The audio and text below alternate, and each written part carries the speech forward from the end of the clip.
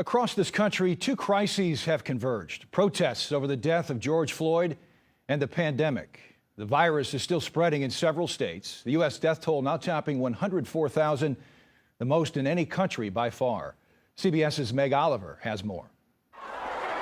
From Brooklyn and Atlanta to Los Angeles and dozens of other cities, protesters beat the pavement all weekend in huge groups.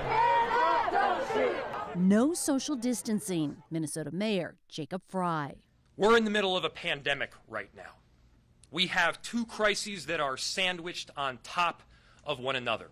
George Floyd! As protests over the death of George Floyd in police custody continue, health leaders warn this only fuels the virus spread. If you were out protesting last night, you probably need to go get a COVID test this week. The virus hit minorities especially hard. In Chicago, 70% of the deaths were African Americans. As New York Governor Andrew Cuomo delivered promising news on the declining number of COVID deaths today, he pleaded for the violence to stop.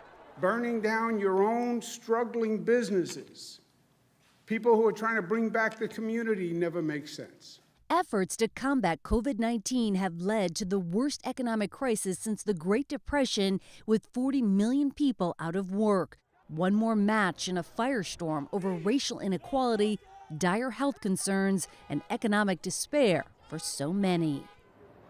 New York City was planning to begin reopening next week. It's unclear now, after days of violence and hundreds of arrests, if that plan is in jeopardy. Steve? Meg, thank you.